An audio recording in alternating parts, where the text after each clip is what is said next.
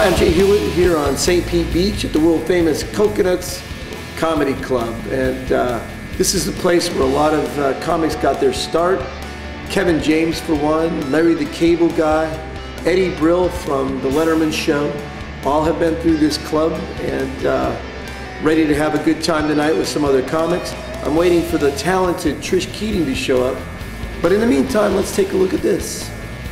What can I say? I love the sound of my own voice. I know it's narcissistic, but I'm not going to lie to you. I like to listen to, I love my voice too much, I know. Sometimes you guys talk to me and halfway through I stop listening to you, and I start to imagine how much better that would sound if I just said that to myself.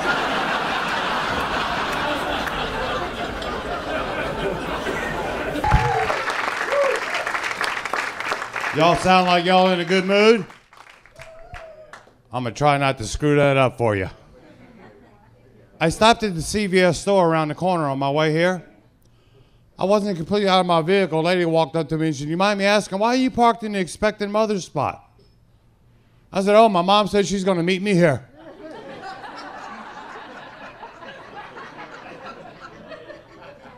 A thinking crowd, I like that. Actually, I was having dinner with my mom and watching a movie. Can you believe she still lives at home? You think she'd have a condo by now? I'm Jay Hewlett. We're here with Trish Keating, and we're finding out about the comedy stylings.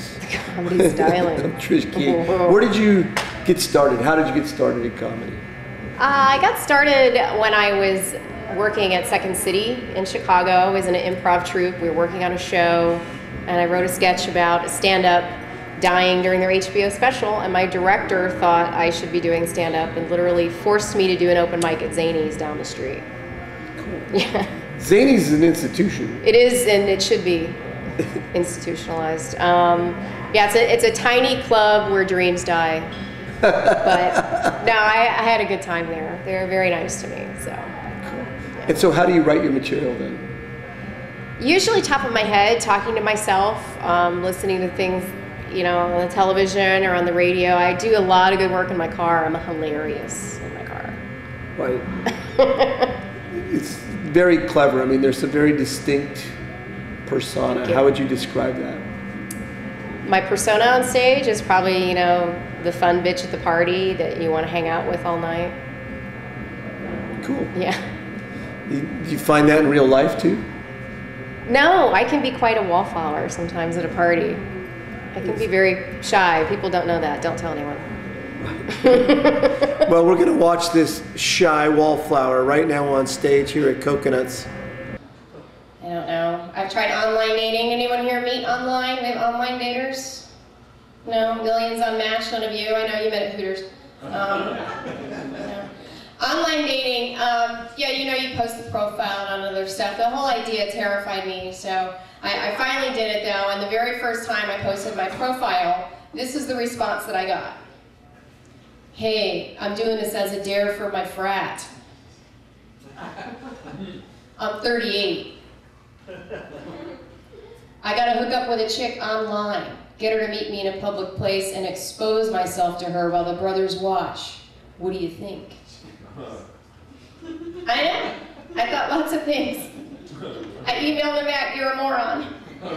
You probably live with your mother. Meet me at Denny's parking lot at 9 o'clock.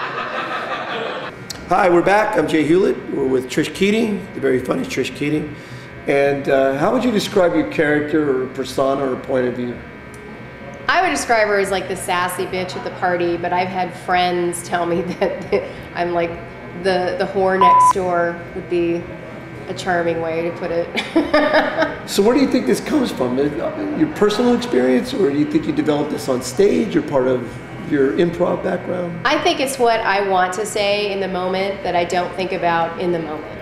I go back and get it out that way.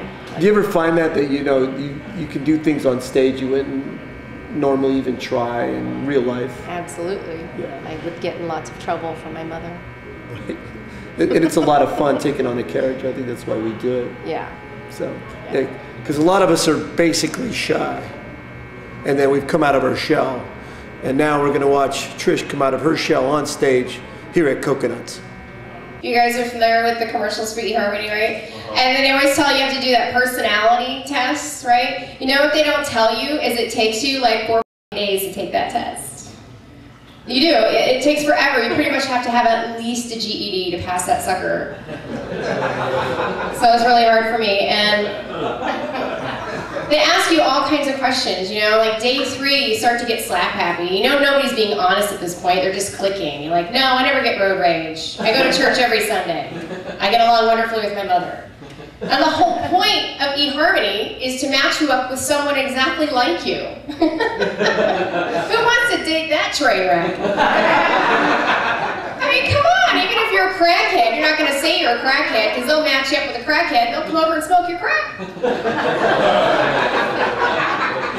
I just kind of wanted to know too, so the material you write, how do you come up with it?